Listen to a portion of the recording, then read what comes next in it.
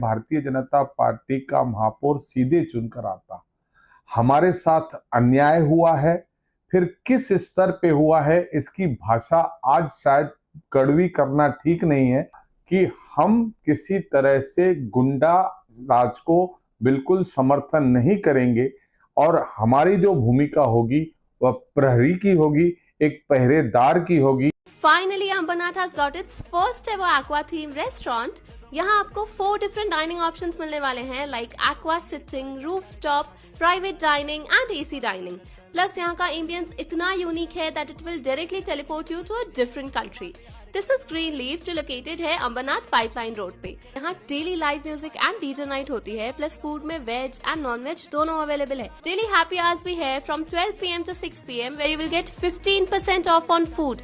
You can also book this place for your special occasions like birthday parties, roka ceremony, engagement or family get-togethers at a fixed menu starting from just rupees 899. Booking के लिए call करें 9356952839 या 8446106828 पर। Online पर electronics products की best deal ढूंढ रहे हो तो उल्लासनगर शिवाजी चौक पर मिलेगी सबसे सस्ती डील, सिर्फ महालक्ष्मी सेल्स पर।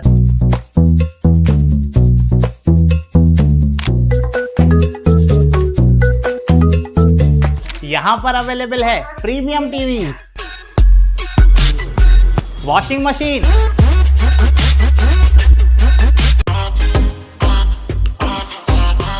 फ्रिज में भी बहुत सारे ऑप्शंस मिल जाएंगे, double door and single door में भी। AC, air cooler, TG cooler, deep freezer, आटा चक्की, laptop, water purifier, home theatre, inverter, batteries. Best offers के लिए विजिट कीजिए महालक्ष्मी सेल्स, शिवाजी चौक, उल्लासनगर 3। टाउन दर्शन न्यूज, समाचार ही नहीं विचार भी। नमस्कार, मैं अशोक पिंजानी, आप देख रहे हैं टाउन दर्शन न्यूज। आइए देखते हैं यह खास खबर। आपकी सबसे ज्यादा सीटें आई हैं, शिवसेना से ज्यादा सीटें आई हैं, उसके बाद भी आप छोटे भाई की भूमिका में नजर आएंगे, क्या कहना चाहेंगे? देखिए, भारतीय जनता पार्टी और शिवसेना पूरे महाराष्ट्र में 29 महानगर पालिकाओं में कहीं पर साथ में कहीं अलग अलग लड़ी है। उस स्थिति में भारतीय जनता पार्टी उल्लासनगर में शिवसेना के साथ अलग लड़ी थी और उस अलग लड़ने के बाद भारतीय जनता पार्टी सबसे बड़ी पार्टी उल्लासनगर में बनकर उभरी थी, लेकिन जनता ने हमको बहुमत नहीं दिया। उस वजह से हम अपनी जो महापौर भारतीय जनता पार्टी का बनाना चाहते थे वह नहीं बना पाए और जो वंचित आघाड़ी के जो सदस्य थे उन्होंने शिवसेना को समर्थन दिया। तो उस हिसाब से हमारे जो वरिष्ठ नेता हैं उन्होंने गुणा भाग के आधार पर उल्लासनगर का महापौर जो है वह शिवसेना को दिया।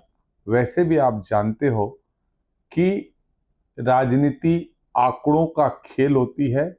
आंकड़े हमारे पास 37 थे और आंकड़ों के आगे हम झुके, नमन किया और जिस तरह से सभी जगहों पर पूरे महाराष्ट्र में शिवसेना और भारतीय जनता पार्टी मिलकर अपने महापौर और उपमहापौर और बाकी सत्ता में कह रही है, उसी की आज्ञा का पालन करते हुए, वरिष्ठों की आज्ञा का पालन करते हुए यहाँ पर शिवसेना का महापौर और भारतीय जनता पार्टी का उपमहापौर बैठा।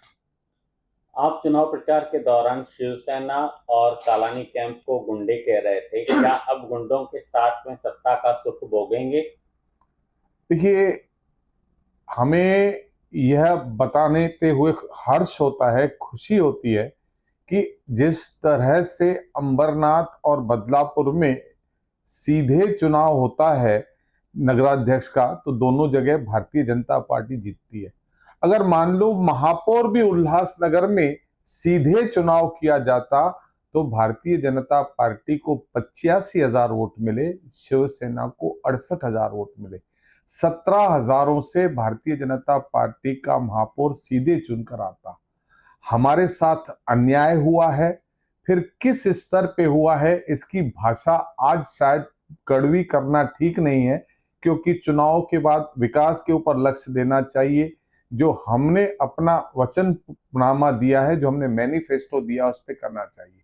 लेकिन आप यह जानकर चलिए कि सभी पक्ष, शिवसेना, उसके बाद टीओके, साई पक्ष, आरपीआई, पीआरपी और भारतीय जनता पार्टी का भी एक बड़ा धरा, जिसमें पूर्व अध्यक्ष 2 बार रहे, 1 बार और अध्यक्ष रहे और करीब करीब 5 बार, ऐसे 7-8 लोग भारतीय जनता पार्टी का शिवसेना ने अपने गठ में शामिल कर दिया।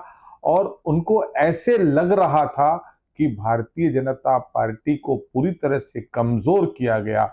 उसके बावजूद भी मैं मतदाताओं के आगे नमन होता हूं कि भारतीय जनता पार्टी के मतदाताओं ने उल्लासनगर में उनका साथ नहीं छोड़ा। अब यह अन्याय हमारे साथ हुआ है।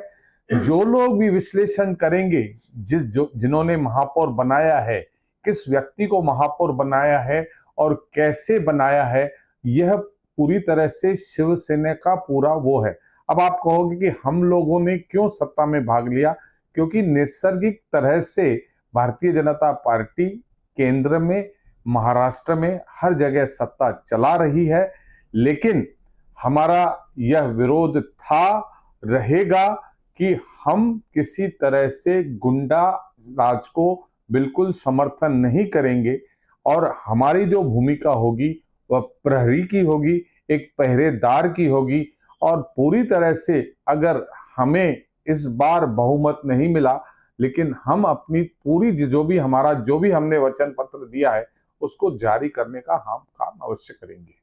आपने चुनाव नहीं लड़ा और पार्टी ने आपको चुनाव प्रमुख की जवाबदारी दी।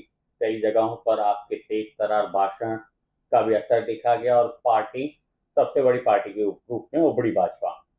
तो क्या प्रदीप रामचंद्रानी की आवाज आने वाले सदन में गूंजेगी? आप रोके जाएंगे? देखिए, भारतीय जनता पार्टी का मैं एक कार्यकर्ता हूं।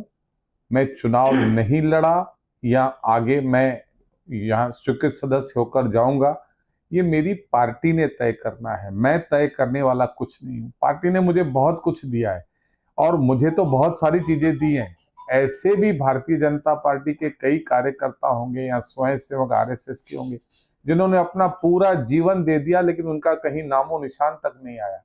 तो इसीलिए ये भारतीय जनता पार्टी तय करेगी कि मुझे क्या करना चाहिए, मुझे क्या जिम्मेवारी देनी चाहिए, और जो भी जिम्मेवारी भारतीय जनता पार्टी पक्ष मुझे देगा मैं उसे स्वीकार करूंगा और बड़ी शिद्दत से उसको निभाने का प्रयास करूंगा। आपको सबसे ज्यादा वोट भाजपा को जनता ने दिए हैं और सबसे ज्यादा सीटें आई हैं। शहर के विकास को लेकर क्या विजन रहेगा?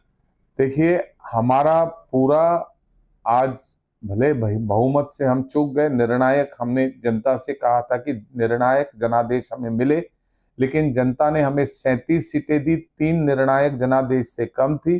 उसके बाद भी हम अपने नैसर्गिक गठबंधन में जिस तरह की हम चाहते हैं विकास, हमारा जो रोल मॉडल है, जो हमारी दूरदृष्टिता है, जिस तरह से हमने वचन पत्र लागू किया है शहर के सामने, जो हमने घोषणा पत्र दिया है, जो मैनिफेस्टो दिया है, उसका पूरी तरह से पालन हो, इसका ध्यान भारतीय जनता पार्टी अवश्य रखेगी।